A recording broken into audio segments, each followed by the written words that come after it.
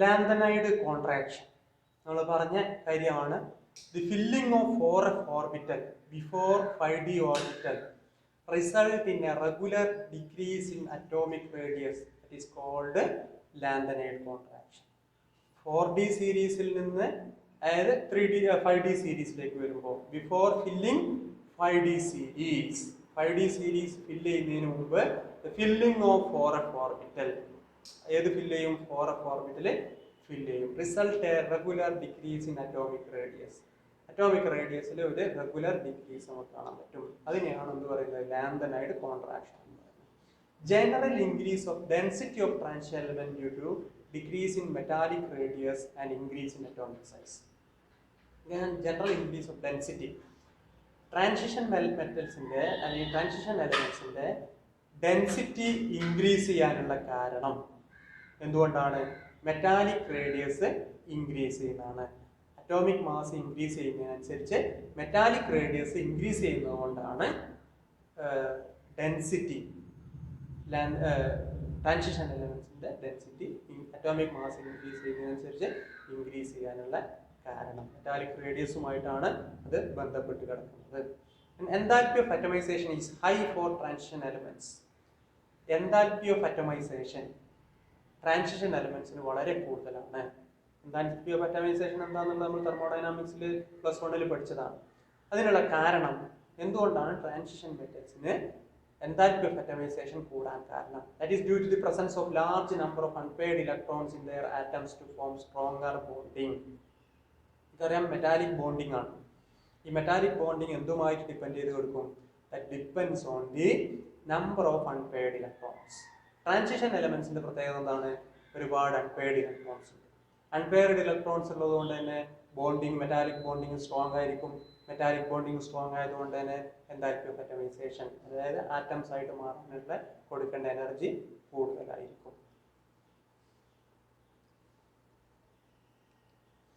അടുത്ത ionisation enthalpy. Ionisation enthalpy ഒരു atomic പ്രോപ്പർട്ടിയാണ്. Generally from left to right the ionisation enthalpy increases.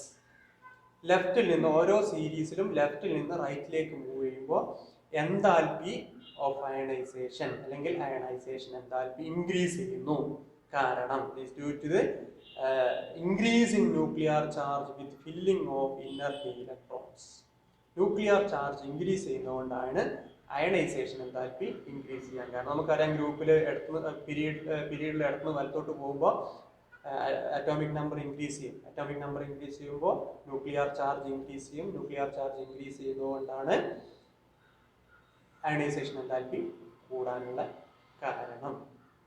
In the case of second ionisation enthalpy of 3D elements, the values of copper and chromium are high due to the extra stability of fully filled and fully half-filled d orbitals. നമ്മൾ +1 atomic സ്ട്രക്ചറിൽ അവസാനം പഠിച്ച ഒരു elements ആണ് copper and chromium. Atomic number 24 ക്രോമിയവും atomic number 29 കോപ്പറും. ഇതിന്റെ first ionisation second ionisation enthalpy of 3D elements, the value of copper and chromium are high due to the extra stability of fully filled and fully half-filled orbitals. Second ionization enthalpy 3D elements second ionization enthalpy the values copper ന്റെയും ക്രോമിയത്തിന്റെയും കേസിൽ എന്തായിരിക്കും? that will be high. കാരണം അവിടെ fully filled ആണ്, fully half filled ആണ്. നമുക്ക് അവിടെ പിന്നെ ക്രോമിയത്തിന്റെ വരുമ്പോൾ നമുക്കറിയാം അതിന്റെ ഇലക്ട്രോണിക് കോൺഫിഗറേഷൻ വരുന്നത് NS1 N-1 D5 എന്നുള്ള കോൺഫിഗറേഷൻ ആണ്. അത് ഹാഫ് ഫീൽഡ് ആയതുകൊണ്ട് അതിന്റെ ഇലക്ട്രോണിക് അതിന്റെ പിന്നെ സ്റ്റെബിലിറ്റി കൂടുതലായിരിക്കും. സ്റ്റെബിലിറ്റി കൂടുതലായതുകൊണ്ട് തന്നെ അതിൽ നിന്ന് അയോൺസ് ഫോം ചെയ്യണമെങ്കിൽ ഇലക്ട്രോൺസിനെ ലോസ് ചെയ്യണമെങ്കിൽ കൂടുതൽ എനർജി കൊടുക്കേണ്ടി വരും. അതാണ് അതിന്റെ അയണൈസേഷൻ എൻതാൽപ്പി കൂടാനുള്ള കാരണം. കോപ്പറും അതേപോലെ തന്നെ കോപ്പറിന്റെ കേസിൽ ഫുള്ളി ഫിൽഡ് ആണ്. എന്നാൽ സെക്കൻഡ് അയണൈസേഷൻ എൻതാൽപ്പി എന്തായിരിക്കും? കുറവായിരിക്കും. കാരണം ഒരു ഇലക്ട്രോൺ ലോസ് ചെയ്ത് കഴിഞ്ഞാൽ അപ്പോഴുള്ള കേസ് മറ്റൊരു കേസും കൂടി എക്സിസ്റ്റ് ചെയ്യുന്ന അപ്പോഴും ഹാഫ് ഫീൽഡ് ആണ്. പിന്നെ രണ്ടും അതായത് ക്രോമിയത്തിലാണ് എസിൽ ഇലക്ട്രോൺ പോയി കഴിഞ്ഞാൽ ഡി ഹാഫ് ഫീൽഡ് ആണ്. അതേപോലെ പിന്നെ ഇതിന്റെ കേസിലും ഇതിന്റെ ക്രോമിയത്തിന്റെ കേസിൽ ഹാഫ് ഫീൽഡ് ആണ്. അതുകൊണ്ട് അയണൈസേഷൻ എൻതാൽപ്പി കൂടുതലായി. The second ionization enthalpy of zinc is low because ionization removes an electron which leads to stable D10 configuration. Zinc cadmium mercury ഉള്ള 12ാം ഗ്രൂപ്പിൽ വരുന്ന എലമെന്റ്സിന്റെ അല്ലെങ്കിൽ ഇവിടെ സ്പെസിഫിക് ആയിട്ട് പറയുന്നത് സിങ്ക് ആണ്. The second ionisation enthalpy of zinc is low because ionisation removes an electron which leads to stable D10 configuration. നോക്കുക, സിങ്കിന്റെ ഇലക്ട്രോണിക് കോൺഫിഗറേഷൻ നമുക്കറിയാം N-1 D10 NS2 എന്നുള്ളതാണ് കോൺഫിഗറേഷൻ. അതിൽ നിന്ന് ഒരു ഇലക്ട്രോൺ ലോസ് ചെയ്യണമെങ്കിൽ കൂടുതൽ എനർജി കൊടുക്കേണ്ടി വരും. കാരണം എന്താണ്? ഫുള്ളി ഫിൽഡ് ആണ്, സ്റ്റേബിൾ ആണ്. അതിൽ നിന്ന് ഒരു ഇലക്ട്രോൺ നഷ്ടപ്പെടണമെങ്കിൽ കൂടുതൽ എനർജി കൊടുക്കേണ്ടി വരും. ഫസ്റ്റ് അയണൈസേഷൻ എൻതാൽപ്പി വളരെ കൂടുതലായിരിക്കും. അതോടുകൂടി അതെന്തായിട്ട് മാറി? N-1 D10 NS1 ആയിട്ട് മാറി. പിന്നെ അതിൽ അപ്പം സെക്കൻഡ് അയണൈസേഷൻ എൻതാൽപ്പി ആവുന്ന സമയത്ത് എസ്സിൽ നിന്ന് ഒരു ഇലക്ട്രോൺ ലോസ് ചെയ്യാനാണ്. അപ്പോൾ എസ്സിൽ നിന്ന് ഒരു ഇലക്ട്രോൺ ലോസ് ചെയ്യണമെങ്കിൽ വളരെ കുറച്ച് എനർജി കൊടുത്താൽ തന്നെ മതി. രണ്ട് കാരണങ്ങളുണ്ട്. ഒന്ന്, ഹാഫ് ഫീൽഡ് ആണ്, സ്റ്റേബിൾ ആണെങ്കിലും ആ ഒരു ഇലക്ട്രോൺ നഷ്ടപ്പെട്ടാലും D10 കോൺഫിഗറേഷൻ ആണുള്ളത്. അതും ഹൈലി സ്റ്റേബിൾ ആണ്, ഫുള്ളി ഫിൽഡ് ആയതുകൊണ്ട്. അപ്പോൾ സിങ്കിൻ്റെ ഫസ്റ്റ് അയണൈസേഷൻ എൻതാൽപ്പി കൂടുതലും സെക്കൻഡ് അയണൈസേഷൻ എൻതാൽപ്പി കുറവായിരിക്കും. അതിന് എന്തുകൊണ്ടാണ് second ionisation enthalpy of zinc is low എന്നുള്ളത് പരീക്ഷയ്ക്ക് ചോദിക്കാം. അതിനുള്ള കാരണം, ഒന്ന്, ഫസ്റ്റ് അയണൈസേഷൻ എൻതാൽപ്പി എസും ഡിയും ഫുള്ളി ഫിൽഡ് ആയതുകൊണ്ട് ഹൈലി സ്റ്റേബിൾ ആയിരിക്കും. അതിൽ നിന്ന് ഒരു ഇലക്ട്രോൺ ലോസ് ചെയ്യണമെങ്കിൽ കൂടുതൽ എനർജി കൊടുക്കേണ്ടി വരും. എന്നാൽ അത് N-1 D10 NS1 ആകുമ്പോൾ എസ്സിൽ നിന്ന് ഒരു ഇലക്ട്രോൺ ലോസ് ചെയ്യാൻ കുറഞ്ഞ എനർജി കൊടുത്താൽ മതിയാവും. അതിന് രണ്ട് കാരണമുണ്ട്. ഒന്ന്, ഹാഫ് ഫീൽഡ് ആണ്. രണ്ടാമത്, ആ ഇലക്ട്രോൺ നഷ്ടപ്പെട്ട് കഴിഞ്ഞാൽ ഇവിടെ ഡി ഫുള്ളി ഫിൽഡ് ആയിട്ടുള്ള കോൺഫിഗറേഷനിലാണ് ഉള്ളത്. The third ionization enthalpy of Mn2+ is greater than Fe2+ due to the extra stability of Mn2+ ion by the half-filled d orbitals. Okay, ഇവിടെയൊക്കെ പറയുന്നത് ഇലക്ട്രോണിക് കോൺഫിഗറേഷനുമായിട്ട് ബന്ധപ്പെടുത്തിയിട്ടാണ് ഇതൊക്കെ പറയുന്നത്. തേർഡ് അയണൈസേഷൻ, അത് Mn2+ നിന്നും Mn3+ ആവാനുള്ള is greater, കൂടുതലാണ് ഇതിനേക്കാളും Fe2+നേക്കാളും. Fe2+ Fe3+ ആവാൻ കൊടുക്കേണ്ട എനർജിയേക്കാളും അല്ലെങ്കിൽ third ionization enthalpy of Mn2+ is greater than that of Fe2+. അതിനുള്ള കാരണം Mn2+ല് ഹാഫ് ഫിൽഡ് ഡി ഓർബിറ്റലാണുള്ളത്. അതായത് Mn2+ എന്നുള്ള കണ്ടീഷനിൽ ഹാഫ് ഫിൽഡ് ഡി ഓർബിറ്റലാണുള്ളത്. അവ എക്സ്ട്രാ സ്റ്റേബിൾ ആയിരിക്കും. അതുകൊണ്ടാണ് Mn2+ന്റെ തേർഡ് അയണൈസേഷൻ എൻതാൽപ്പി കൂടാൻ എന്തിനേക്കാളും Fe2+ന്റെ തേർഡ് അയണൈസേഷൻ എൻതാൽപ്പിയേക്കാളും കൂടാനുള്ള കാരണം. The high ionization enthalpy values of copper, nickel and zinc indicates why it is difficult to obtain higher oxidation state than 2. High ionization enthalpy values കോപ്പറിൻ്റെയും നിക്കലിൻ്റെയും സിങ്കിൻ്റെയും high ionisation enthalpy ഉള്ളത് കൊണ്ടാണ് കോപ്പറിനും നിക്കലിനും സിങ്കിനും മാക്സിമം 2+ ഓക്സിഡേഷൻ സ്റ്റേറ്റ് വരെ കാണിക്കാൻ പറ്റുള്ളൂ. 3+ 4+ ഉള്ള ഹയർ ഓക്സിഡേഷൻ സ്റ്റേറ്റ് കാണിക്കാൻ സാധ്യമല്ല. അതിനുള്ള കാരണം തേർഡ് അയണൈസേഷൻ എൻതാൽപ്പി കോപ്പറിൻ്റെയും നിക്കലിൻ്റെയും സിങ്കിൻ്റെയും ഒക്കെ തേർഡ് അയണൈസേഷൻ എൻതാൽപ്പി അത്രയും വലിയ വാല്യൂ ആയതുകൊണ്ട്, ഹയർ വാല്യൂ ആയതുകൊണ്ടാണ് അതിൻ്റെ ഹയർ ഓക്സിഡേഷൻ സ്റ്റേറ്റുള്ള കോമ്പൗണ്ട്സ് അല്ലെങ്കിൽ ഹയർ ഓക്സിഡേഷൻ സ്റ്റേറ്റ് കാണിക്കാൻ സാധിക്കാത്തത്. അടുത്ത ഫിസിക്കൽ പ്രോപ്പർട്ടീസാണ്. ട്രാൻസിഷൻ എലമെൻസിൻ്റെ ഫിസിക്കൽ പ്രോപ്പർട്ടീസാണ് ഡിസ്കസ് ചെയ്യുന്നത്. ഹൈ ഡക്റ്റിലിറ്റി നിങ്ങൾ പഠിച്ചതാണ്. മെറ്റലിൻ്റെ പ്രോപ്പർട്ടി ചെറിയ ക്ലാസ് തന്നെ പഠിച്ചതാണ്. ഡക്റ്റിലിറ്റി, മാലിയബിലിറ്റി, അതേപോലെ metallic lustre, thermal and electrical conductivity. അപ്പോൾ ഇതൊക്കെ നിങ്ങൾക്കറിയാം. ഡക്റ്റിലിറ്റി, മാലിയബിലിറ്റി ഒക്കെ അറിയാം. നേർത്ത കമ്പികളാക്കാനുള്ളത്, അടിച്ചു പരത്തി ഷീറ്റുകളാക്കാനുള്ളത് തന്നെയാണ് ഡക്റ്റിലിറ്റി, മാലിയബിലിറ്റി. ലസ്റ്റർ എന്ന് പറഞ്ഞാൽ തിളക്കം. അതേപോലെ തെർമൽ ആൻഡ് ഇലക്ട്രിക്കൽ കണ്ടക്ടിവിറ്റി നമുക്കറിയാം, പ്രത്യേകിച്ച് പറയേണ്ട ആവശ്യമില്ല. Electrical conductivity and thermal conductivity. Have high melting point and boiling point values. രണ്ട് വാല്യൂസ്, മെൽറ്റിംഗ് പോയിന്റും ബോയിലിംഗ് പോയിന്റ് വാല്യൂസും ട്രാൻസിഷൻ എലമെന്റ്സിൻ്റെ വളരെ കൂടുതലാണ്. കാരണം എന്താണ്? സ്ട്രോങ് മെറ്റാലിക് ബോണ്ട് എക്സിസ്റ്റ് ചെയ്യുന്നതുകൊണ്ടാണ്. എന്തുകൊണ്ടാണ് സ്ട്രോങ് മെറ്റാലിക് ബോണ്ട് എക്സിസ്റ്റ് ചെയ്യുന്നത്? Due to half filled electrons in the അല്ലെങ്കിൽ എന്താണ് partially filled d orbital. Except zinc, cadmium and mercury are very much hard and have low volatility. സിങ്കും cadmium മെർക്കുറിയും കഴിച്ച് ബാക്കിയുള്ളതൊക്കെ ഹാർഡാണ്, അതേപോലെ law volatility ആണ്. അവിടെയും എന്താണ് കാരണം? ഫുള്ളി ഫിൽഡാണ്. പാർഷ്യലി ഫിൽഡ് ഡി ഓർബിറ്റൽസ് ഇല്ല സിങ്ക്, കാഡ്മിയം, മെർക്കുറിയിൽ. ബാക്കിയുള്ളതിലൊക്കെ പാർഷ്യലി ഫിൽഡ് ഉള്ളത് കൊണ്ടാണ് അത് ഹാർഡാവാനുള്ള കാരണം. അതേപോലെ വോളറ്റിലിറ്റി ലോ വോളറ്റിലിറ്റിയും കാരണം. Transition metals high volatility due to the involvement of greater number of electrons from n-1d in addition to the ns electron in their interatomic metallic bonding. നമുക്കറിയാം inter metallic ബോണ്ടിങ്ങിലൂടെയാണ് transition മെറ്റലിലെ ആറ്റങ്ങൾ തമ്മിൽ ബന്ധിപ്പിച്ച് നിർത്തുന്നത്.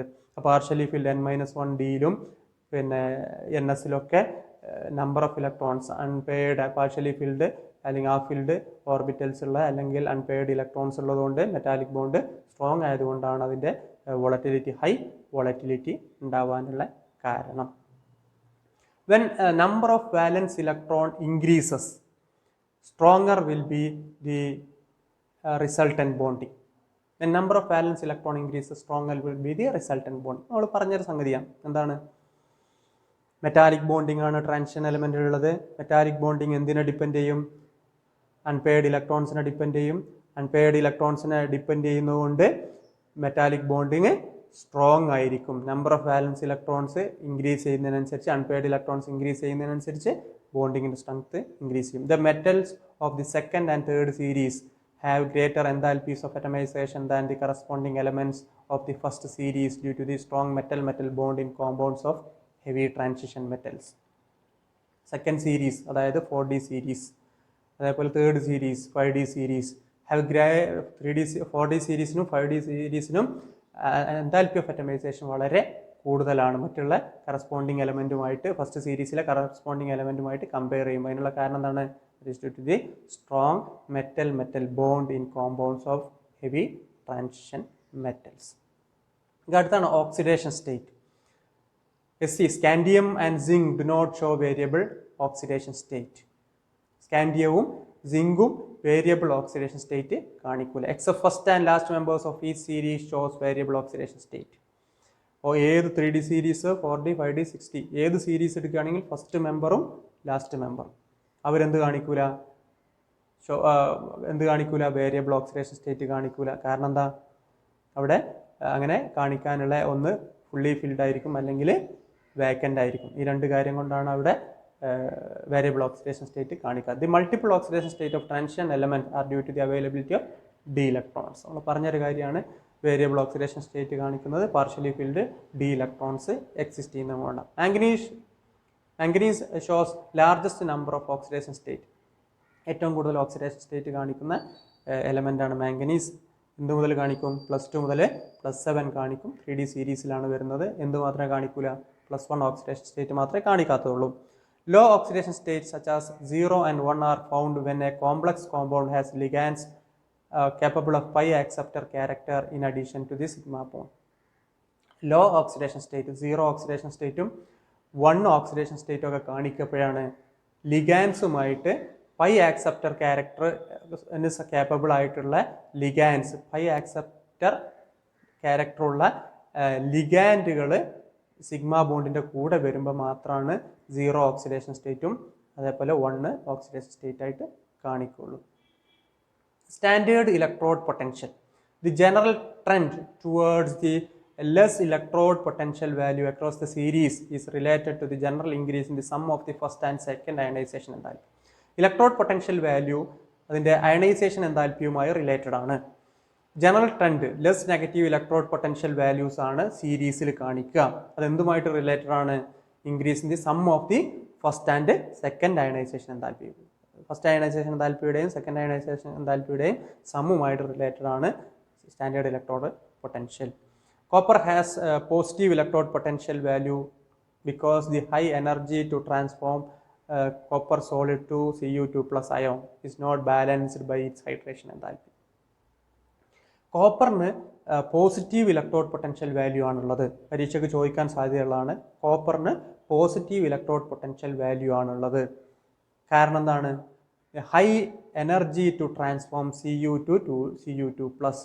കോപ്പറിന് Cuവിൽ നിന്ന് Cu2+ ട്രാൻസ്ഫർ ചെയ്യണമെന്നുണ്ടെങ്കിൽ അല്ലെങ്കിൽ മാറണമെന്നുണ്ടെങ്കിൽ അതിന് is not balanced by enthalpy of hydration. ഈ കേസിലൊക്കെ ഇപ്പോൾ Cu2+ ആയിട്ട് മാറണമെന്നുണ്ടെങ്കിൽ അവിടെ ഹൈഡ്രേഷൻ നടക്കും. സോളിഡിൽ നിന്ന് അയോൺ ആകുന്ന സമയത്ത് ഹൈഡ്രേഷൻ നടക്കും. ആ ഹൈഡ്രേഷൻ നടക്കുന്ന സമയത്ത് റിലീസ് ചെയ്യുന്ന എനർജിയാണ് ഈ Cuവിൽ നിന്ന് Cu2+ ട്രാൻസ്ഫോം ചെയ്യാൻ വേണ്ടി ഉപയോഗിക്കുന്നത്. അപ്പോൾ ഈ Cu2+ Cu2+ ആയിട്ട് മാറാൻ ആവശ്യമായിട്ടുള്ള എൻതാൽപ്പി എന്തിൽ നിന്ന് കിട്ടൂല, ഈ ഹൈഡ്രേഷൻ എൻതാൽപ്പിയിൽ നിന്ന് കിട്ടാത്തതുകൊണ്ടാണ് പിന്നെ copper positive electrode potential value കാണിക്കാനുള്ള കാരണം. The positive electrode potential value of copper accounts the inability to liberate hydrogen from acids. Only HNO3 and H2SO4 reacts with copper, the acids being reduced. Copper nitric ആസിഡും sulphuric ആസിഡുമായിട്ട് മാത്രമേ react ചെയ്യുള്ളൂ. മറ്റുള്ള ആസിഡ്സുമായിട്ട് HCl പോലുള്ള മറ്റ് ആസിഡ്സുമായിട്ട് react ചെയ്ത് ഹൈഡ്രജൻ ഗ്യാസ് ലിബറേറ്റ് ചെയ്യാത്തതിന് കാരണം കോപ്പറിൻ്റെ പോസിറ്റീവ് ഇലക്ട്രോഡ് പൊട്ടൻഷ്യൽ വാല്യൂ ആണ്. ഇത് ലോ ഇലക്ട്രോഡ് പൊട്ടൻഷ്യൽ, അതായത് M3+ bar M2+, value of scandium reflects the stability of Sc3+, which has noble gas configuration. M2+ നിന്ന് M3+ ആവാനുള്ള പിന്നെ എന്താണ് ലോ ഇലക്ട്രോഡ് പൊട്ടൻഷ്യൽ വാല്യൂ ആണ്. അതിൻ്റെ ഇലക്ട്രോഡ് പൊട്ടൻഷ്യൽ വാല്യൂ വളരെ കുറവാണ് M2+ നിന്ന് M3+ ആവാൻ. അതിനുള്ള കാരണം എന്താണ്? സ്കാൻഡിയത്തിൻ്റെ കേസിൽ അതിനുള്ള കാരണം എന്താണ്? Sc3+, സ്കാൻഡിയം 3+ ഹൈലി സ്റ്റേബിൾ ആണ്. എന്തുകൊണ്ടാണ്? സ്കാൻഡിയം 3+ എന്ന് പറഞ്ഞു കഴിഞ്ഞാൽ നോബിൾ ഗ്യാസിൻ്റെ കോൺഫിഗറേഷനാണ്. അപ്പോൾ നോബിൾ ഗ്യാസിൻ്റെ കോൺഫിഗറേഷനിലേക്ക് എത്തുന്നതുകൊണ്ടാണ് Sc2+ നിന്ന് Sc3+ മാറാൻ ആവശ്യമായിട്ടുള്ള അല്ലെങ്കിൽ അതിൻ്റെ ആ ചേഞ്ചിൻ്റെ ഇലക്ട്രോഡ് പൊട്ടൻഷ്യൽ വാല്യൂ വളരെ കുറഞ്ഞിരിക്കാൻ കാരണം. പരീക്ഷയ്ക്ക് ചോദിക്കാൻ സാധ്യതയുള്ളതാണ് എന്തുകൊണ്ടാണ് സ്കാൻഡിയത്തിൻ്റെ M3+ bar M2+ bar electrode potential low ആവാനുള്ള കാരണം. അത്രയേ ഉള്ളൂ, Sc3+ has noble gas configuration. The highest M3+ bar M2+ value for zinc is due to the removal of an electron from the stable D10 configuration of Zn2+. Highest value അതായത് zinc 2+ നിന്ന് zinc 3+ ആവാൻ ആവശ്യമായിട്ടുള്ള value, അതിൻ്റെ electrode potential value high ആണ്. അതിനുള്ള കാരണം എന്താണ്? നമ്മൾ നേരത്തെ പറഞ്ഞാണ് Zn2+ ആകുന്നതോടുകൂടി അത് N-1 D10 കോൺഫിഗറേഷനിലായി. പിന്നെ ഫുള്ളി ഫിൽഡ് ഡി ഓർബിറ്റലിൽ നിന്ന് ഇലക്ട്രോൺ ഡോസ് ചെയ്യണമെങ്കിൽ കൂടുതൽ എനർജി കൊടുക്കേണ്ടി വരും. അതാണ് M3+ bar M2+ electrode potential value high കോപ്പറിൻ്റെ കേസിൽ സിങ്കിൻ്റെ കേസിൽ ഹൈ ആവാനുള്ള കാരണം. The +7 oxidation state of manganese is not represented in simple halides. ഈ +7 ഓക്സിഡേഷൻ സ്റ്റേറ്റ് മാംഗനീസ് സിമ്പിൾ ഹാലൈഡ്സിൽ കാണിക്കുന്നില്ല. എന്തിൽ മാത്രമേ കാണിക്കുന്നുള്ളൂ?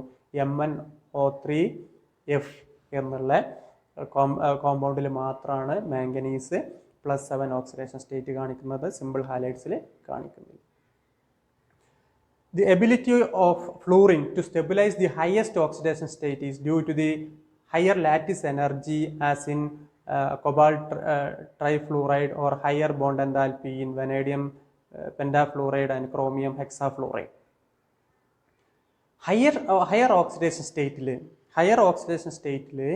ഫ്ലൂറിന് സ്റ്റെബിലൈസ് ചെയ്യാൻ പറ്റുന്നത് കൊബാൾട്ട് ട്രൈഫ്ലൂറൈഡിൽ, അതേപോലെ വനേഡിയം പെൻറ്റാഫ്ലൂറൈഡിൽ, ക്രോമിയം ഹെക്സാഫ്ലൂറൈഡിലൊക്കെ ഈ എലമെൻറ്റ്സ് ഒക്കെ എന്താണ്? ട്രാൻസിഷൻ മെറ്റൽസ് ആണ്. ഈ ട്രാൻസിഷൻ മെറ്റലുമായിട്ട് ഫ്ലൂറൈഡ് കൂടി ചേരുന്ന സമയത്ത് ഉണ്ടാകുന്ന ഹൈ ലാറ്റിസ് എനർജി ആണ്. അതേപോലെ ഹയർ ബോണ്ട് എൻതാൽപ്പിയും ഹയർ ലാറ്റിസ് എനർജിയും ഉള്ളത് കൊണ്ടാണ് ഫ്ലൂറിന് ഹയസ്റ്റ് ഓക്സിഡേഷൻ സ്റ്റേറ്റിൽ സ്റ്റെബിലൈസ് ചെയ്യാൻ പറ്റുന്നത്. The electrode potential M2+ bar M values for 3D series is irregular due to the irregular variation of ionization enthalpies. നോക്കാം, നമ്മൾ M2+ to M എന്ന് പറഞ്ഞാൽ മെറ്റൽ എന്താവണം? മെറ്റൽ മോണോ പോസിറ്റീവ് ആവണം, ഫസ്റ്റ് അയണൈസേഷൻ എൻതാൽപ്പി. പിന്നെ 2 positive M2+ second ionisation enthalpy. അപ്പോൾ അതിൻ്റെ electrode potential M2+ bar M എന്ന് പറഞ്ഞു കഴിഞ്ഞാൽ M എന്താവണം? M+1 ആണ്, പിന്നെ M+2 ആണ്, M2+ ആണ്. അപ്പോൾ ഇത്രയും ചേഞ്ച് ചെയ്യാൻ ആവശ്യമായിട്ടുള്ള എന്താണ് ആ ഇലക്ട്രോഡ് പൊട്ടൻഷ്യൽ കാണിക്കാൻ ഉള്ള കാരണം വാല്യൂസ് റെഗുലർ അല്ലാതാവാനുള്ള കാരണം ഇതിൻ്റെ ഒക്കെ 3D സീരീസ് എടുക്കുകയാണെങ്കിൽ അതിൻ്റെ sum of the first ionisation enthalpy and second ionisation enthalpy will be different. സീരീസിലെ എല്ലാ എലമെൻസിനും ഫസ്റ്റ് അയണൈസേഷൻ എൻതാൽപ്പിയുടെയും സെക്കൻഡ് അയണൈസേഷൻ എൻതാൽപ്പിയുടെയും സം ഒരിക്കലും എന്തല്ല സെയിം അല്ല, ഡിഫറെൻ്റ് ആണ്. അതുകൊണ്ടാണ് അതിന് ഡിഫറെൻറ്റ് ആയിട്ടുള്ള അല്ലെങ്കിൽ ഇറഗുലർ ആയിട്ടുള്ള ഇലക്ട്രോഡ് പൊട്ടൻഷ്യൽ വാല്യൂ കാണിക്കാനുള്ള കാരണം. Magnetic properties. Most of the transition metals are paramagnetic due to the presence of unpaired electrons. നമുക്കറിയാം പാരാമാഗ്നറ്റിക്, ഒരു മെറ്റൽ പാരാമാഗ്നറ്റിക് അല്ലെങ്കിൽ ഒരു സബ്സ്റ്റൻസ് പാരാമാഗ്നറ്റിക് ആവണമെന്നുണ്ടെങ്കിൽ അൺപെയർഡ് ഇലക്ട്രോൺസ് ഉണ്ടാവണം.